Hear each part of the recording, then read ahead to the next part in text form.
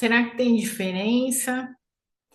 Será que aquilo que a gente sofre na infância pesa mais do que aquilo que a gente sofre na vida adulta? Será que o trauma que eu passei lá na minha época da criança ferida tem mais peso do que os traumas que vieram depois que eu fui trabalhar, depois que eu me casei, depois que eu tive filhos? Será que tem um ranking, Van, de onde eles têm mais peso? Como é que eu sei? Que impacta mais? Primeiro que a gente parte do princípio de que todo trauma é um trauma, toda dor é uma dor. A sua dor não é maior nem menor que a dor de ninguém. A sua dor é a sua dor. E, independente de como você interpreta isso, a gente tem que pensar que essa dor, ela pode ter sido originada de um trauma lá da sua infância ou um trauma da sua vida adulta. Mas a gente está trabalhando com os fatos.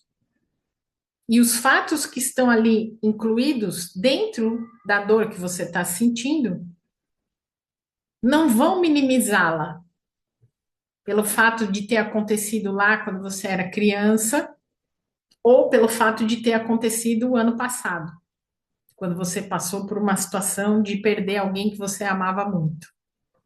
Quando você passou pela situação de perder o seu trabalho de mais de 15 anos.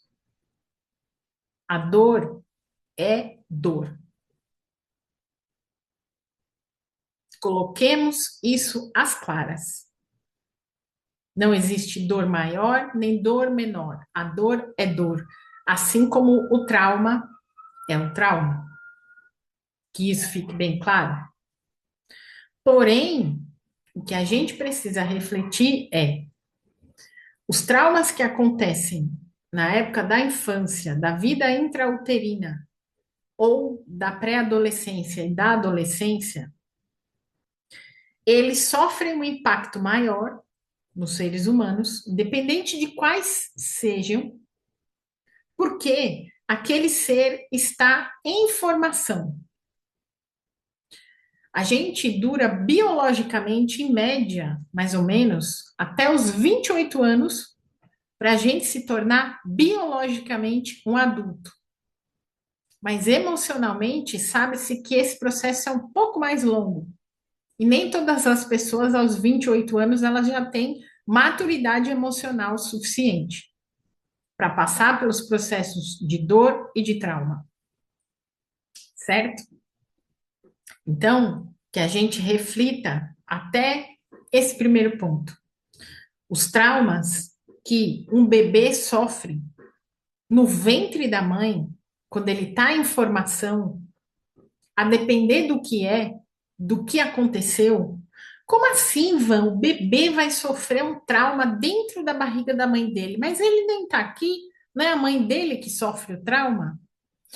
É a mãe que sofre o trauma. Mas durante os 9 meses, a mãe e o bebê, elas funcionam como se fossem a mesma pessoa. Até um pouco mais do que 9 meses, na realidade.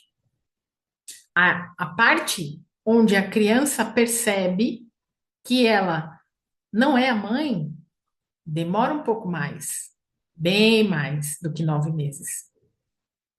E esse processo, onde a criança tem essa relação profunda de conexão com a mãe, se a mãe sofre qualquer tipo de situação traumática, passa por um luto, passa pela perda de um emprego, passa pelo fim do relacionamento com o pai da criança, passa por um acidente. Essa mãe, ela impacta drasticamente o bebê com esse trauma que ela sofreu.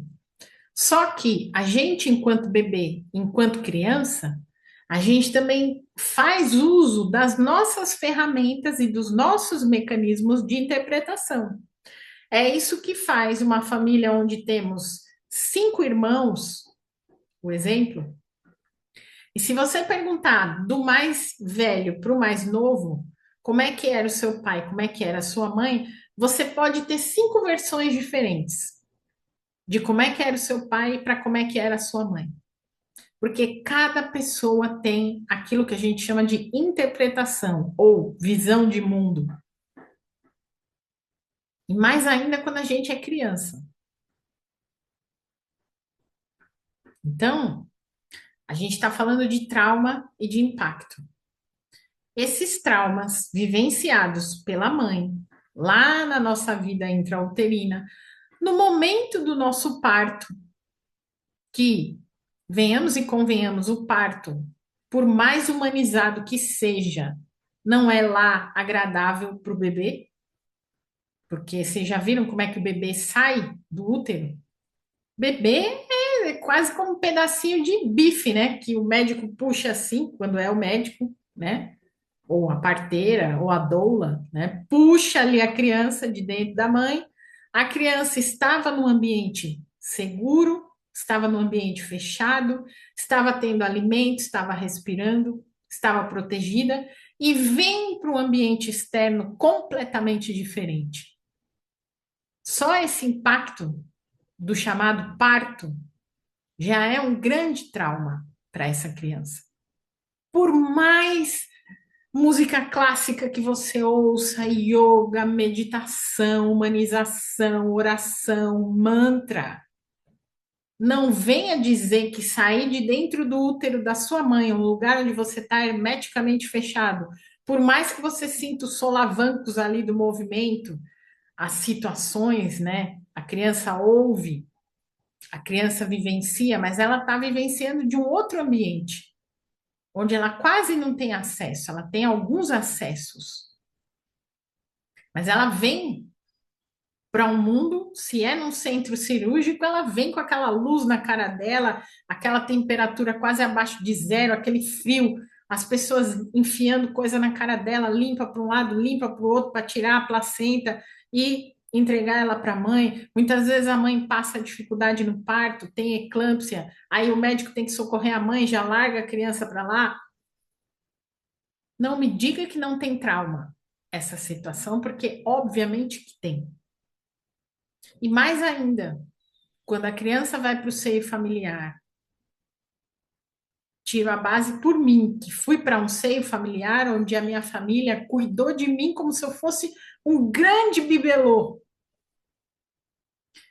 E a minha criancinha, o meu bebezinho lá, sentia muito a falta dos meus pais, porque na época que eu nasci, eles trabalhavam iguais dois condenados. 1976, os caras estavam assim, ó, tirando leite de pedra para me dar a melhor condição humana possível para quando eu nascesse. E eu queria a presença dos meus pais ali, 24 horas em cima de mim.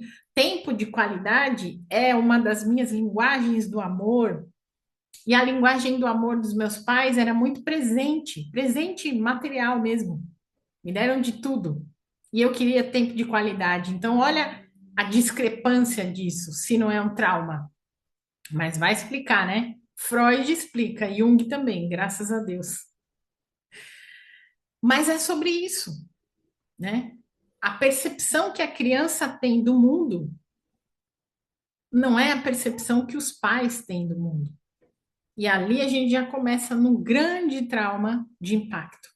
E os traumas que a gente passa depois, na fase entre a pré-adolescência e a adolescência, onde nós estamos num outro período de formação, onde a gente não é mais criança, mas a gente também ainda não é adulto, tem muito trauma por aí nessa fase, né? A geração Z que o diga aí, que agora está tendo que penar. A geração mais ansiosa que a gente tem hoje, na história do Brasil, pelo menos, é a geração dos jovens aí, dos adolescentes, por conta de uma série de questões que a gente já trouxe algumas aqui. A tecnologia, por exemplo, né? Mas tem mais coisa embaixo desse véu. Então, Você tem que perceber que a dinâmica não é a competição de é mais ou é menos, mas a dinâmica é de que lugar eu estou olhando para aquilo que está acontecendo comigo na minha vida. E como é que eu entendo aquilo que está acontecendo comigo na minha vida? Se eu sou um bebê, o meu sistema emocional, o meu sistema mental, toda a minha organização física ainda está sendo formada. Então é uma grande confusão, mas eu já tenho inconsciente lá. As minhas memórias já estão sendo arquivadas. Lembra do desenho Divertidamente, aquelas bolinhas que a Riley ia arquivando ali na memória? Aquelas bolinhas, elas funcionam desde sempre, desde o meu início ali. Então, só vou arquivando nas bolinhas e as bolinhas vão ficando lá. Mais cedo ou mais tarde, a minha mente joga essas bolinhas para frente, para que eu faça alguma coisa ou alguma leitura com aquele conteúdo de memória. Por que que tem pessoas que você pergunta assim, me conta como é que era a sua infância, né? Lá no ambiente de terapia, essa é uma pergunta clássica. E aí a pessoa diz para mim assim: ai, Ivan, eu só lembro da minha infância depois dos 10 anos. Até ali, a fase dos 10 anos, eu não lembro de nada, não. Por que que você acha que acontece isso? Mecanismo de proteção. O inconsciente pegou tudo aquilo que foi desafiador para essa pessoa, que pode ser você aí que está me ouvindo, se você é essa pessoa que não lembra dos teus conteúdos, e armazenou lá nesse lugar inacessível para te proteger. Que você pode ter passado por bastante coisas ali que hoje você não gostaria de lembrar. E aí, nosso corpo, que é muito sábio, foi lá e arquivou. Tá lá na pastinha do seu arquivo morto, vamos dizer assim. Mas tá lá, existe. Ah, e como é que eu faço para lembrar? Na terapia, a gente tem o manejo técnico para te fazer extrair esse conteúdo com segurança, principalmente para não causar um outro trauma em você, já que isso está tão profundamente armazenado ali. Então, que você possa entender que trauma é trauma, dor é dor. E independente de qual seja, não existe melhor nem pior. Eles simplesmente acontecem.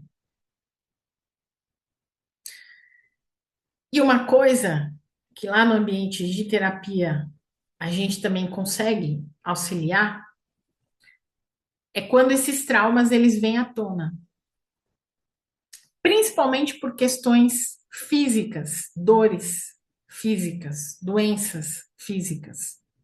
Porque quando você tem um trauma, ele vai se alojar no seu corpo em forma de doença. E a gente, com o trabalho terapêutico, com o manejo técnico, a gente consegue te ajudar a sair desse estado de dor física e reduzir a dor emocional, de qualquer que seja o tipo de trauma pelo qual você passou. Porque a gente trabalha um entendimento, o acolhimento e a ressignificação, ou muitas vezes a desidentificação que você precisa dentro desse trauma para que ele te liberte. É só por isso que a terapia não deve ser feita com a inteligência artificial, porque a inteligência artificial não é dotada da inteligência humana, do acolhimento e principalmente da sensibilidade de guiar uma outra pessoa por esse processo. Os assuntos foram densos. Eu espero que você tenha entendido. Eu espero que tenha te trazido clareza, reflexão e principalmente que você compartilhe esse vídeo com mais pessoas para que a nossa comunidade aqui de saúde mental e emocional possa se fortalecer e crescer. Um grande beijo e até o nosso próximo vídeo. Tchau, tchau.